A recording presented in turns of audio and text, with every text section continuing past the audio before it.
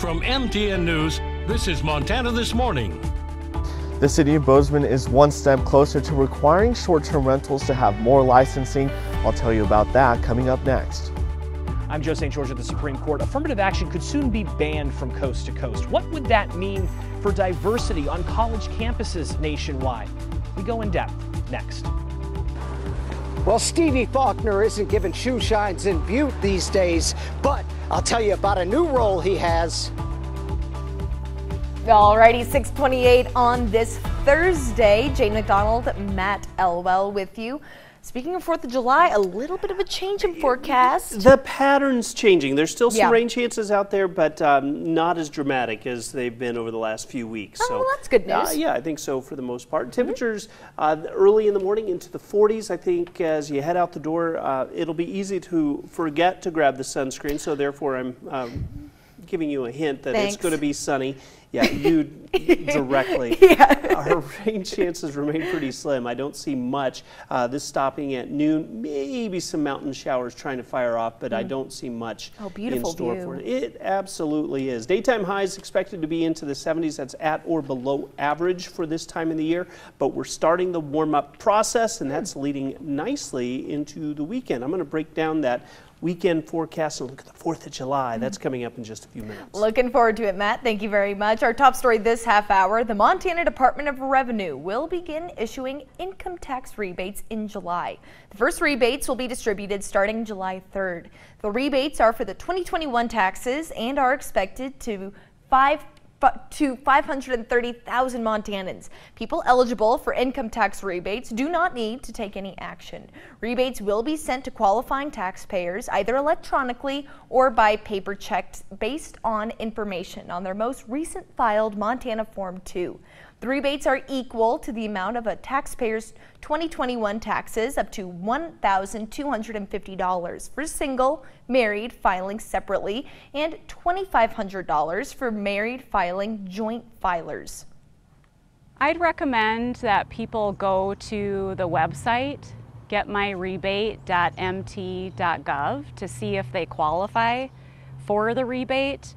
And if they're not able to get their questions answered by looking at the website, they can call our call center at 444-6900, or they can email dorhelp@mt.gov. The tax rebates were passed by the 2023 legislature, which also approved property tax rebates. Now you must apply to receive the property tax rebate, and the Department of Revenue will send out a card with a reminder on how and where to apply next week. So be on the lookout for that if you're interested. Now focusing back a little closer to home, as we told you on Tuesday, Bozeman City Commission is looking to pass an ordinance requiring licensing of short-term rentals. MTN's Edgar Cedillo breaks down the proposed ordinance. Tuesday night, the Bozeman City Commission overwhelmingly passed the first reading of a proposed ordinance that would require short-term rentals to show their license on online platforms. This was passed with the overwhelming support of renters and owners who own short-term rentals. This is a good start because it's something we can actually control. Tuesday night, Bozeman City Commission voted 3-0 to pass the first reading of a proposed ordinance requiring more oversight on licensing for short-term rentals operating in the city. It requires the platforms VRBO, Airbnb to obtain a valid license number, a permit number from the city prior to allowing it to be advertised. Dozens of people turned out who support the ordinance, from those who own short-term rentals to Bozeman Tenants United, which is the group pushing for a ban on Type 2 and Type 3 rentals.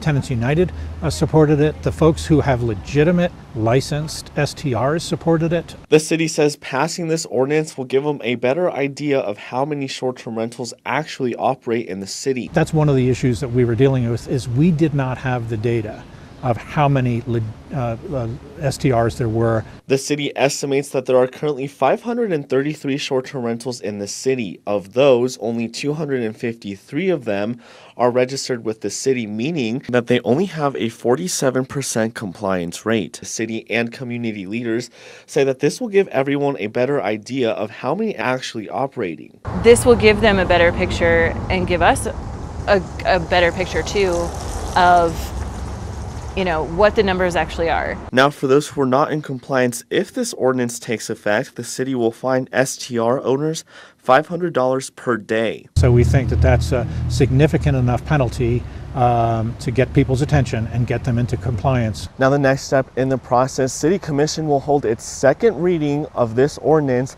on July 11th. If that passes on that date, then this ordinance will take effect on August 10th, 30 days after. In Bozeman, Edgar Cedillo, MTN News.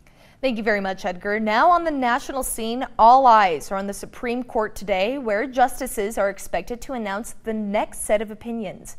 The country is still waiting on whether President Biden's student loan forgiveness plan can go forward, as well as whether affirmative action can continue in some states. Legal experts say the odds of a change in college admission protocols are high based on the number of justices' past comments. So how would that impact your child or your grandchild's college application? Our Joe St. George is at the Supreme Court to break it down. There's a good chance that affirmative action soon gets restricted across the United States. So what would that mean when it comes to making sure that colleges are diverse and inclusive? For context, it's worth noting that 9 states already ban affirmative action. You can see it's not a red or a blue state issue. Affirmative action is the process in which colleges ask what an applicant's race is when they apply. Critics for decades have said that's unfair. The concept really began under President Kennedy when he issued an executive order encouraging the race question for government contract positions. Academic institutions began widely asking it in the late 1960s. In 1978, though, the Supreme Court permitted the question, but made clear universities couldn't make race the only criterion for admission. The biggest impact is going to be at the most selective institutions. Bradley Jundeff is a law professor at Santa Clara University in California, a state that can give us insight into what happens if affirmative action gets banned as a result of a Supreme Court decision. Voters in California banned the race question way back in 1996 for public universities. Jundeff says in the years that followed, declines in Black and Hispanic student populations. Instead of asking about race, universities have become a bit more creative, targeting specific zip codes, engaging alumni, recruitment efforts at certain high schools, and even asking if someone is the first in their family to pursue a degree. Those are different ways of getting at diversity without explicitly using race. However, in a brief to the Supreme Court from the University of California, officials made clear those efforts have not really worked. UC has spent over $500 million implementing them, with school officials going on to say they have not substantially increased the racial diversity of students. It's resulted in less racial diversity. Jundeff's university, though, is private, which means the California ban doesn't currently apply to them, so they use race in the admissions process. But the Supreme Court could change that. The professor says universities around the country have been preparing contingency plans. What we'll do is we have a range of protocols that will make the race of the applicant, it will make it blind to anyone who's reviewing their file. The court's expected ruling will likely have little impact on this fall's college class since most admission decisions have been made. This is also likely not the end of the race debate at the Supreme Court. Already there are legal challenges involving whether schools targeting certain zip codes or certain high schools is unfair. Joe St. George, Scripps News, Washington. Now focusing over in the mining city, everyone in Butte knows Stevie Faulkner as the shoe shine guy. But MTN's John Amy says the Butte icon has a new title, Grand Marshal. You can't get a good shoe shine these days in Butte, especially after Stevie, the shoe shine guy Faulkner, went into retirement. But you can see him this Independence Day after he was selected the Grand Marshal of Butte's 4th of July parade.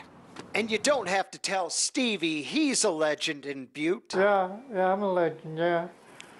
I'm a legend. For those who know Stevie, the Butte America Foundation's decision is a no-brainer.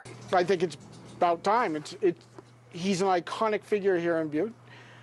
He's known and beloved by everybody. He's an excellent choice. Stevie is known for a time when he'd walk all over Butte with his shoe shine box, offering shoe shines to everyone he meets. I think since about 9 years old, I want to say, Stevie had just kind of been hitting the streets trying to make a living, and he was out shining shoes. He's just a great guy, and you know, he's kind of the definition of a hard worker. Excited to be selected as Grand Marshal, Stevie is preparing for the parade. Yeah, I'm practicing waving, yeah. I did it 1 year. I was in the parade 1 year. I was out and I was waving to people. He was known for walking from one end of town to the other. I can remember several times my dad stopping to pick Stevie up and give him a ride somewhere, and you know, then later in my later years, my brother Casey and me would be driving around, and my brother Casey would pick him up and give him a ride somewhere. On Independence Day, Stevie will be given a ride down Harrison Avenue in front of thousands of admirers.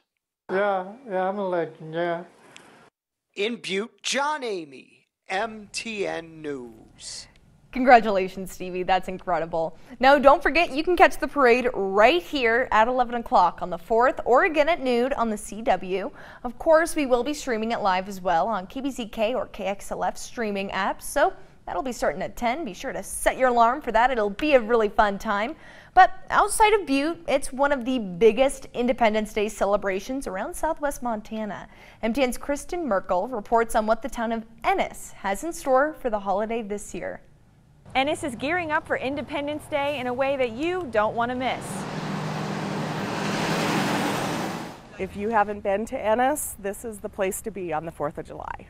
Karina Christensen has lived in Ennis her whole life and says the parade and rodeo have always been a deep tradition for the community. My mom and I owned the pharmacy. Our busiest day of the year was always the 4th of July because of the Ennis Parade. Not only are these upcoming events entertaining, but Ennis Chamber of Commerce's Megan Todd says the 10,000 people who come to town support the local businesses. They're eating our food, they're staying in our hotels, they're drinking our drinks. I know a lot of businesses, this is their big time. They make most, if not all, of their money this time of year. An event like this brings in a lot of profit, not just for businesses, but for the entire community. A lot of our revenue and our sales for the year come from this 4th of July.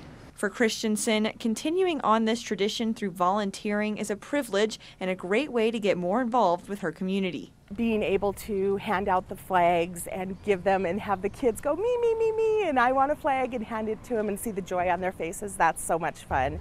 The fun kicks off at 10 a.m. on the 4th of July, and you can find more details on our website.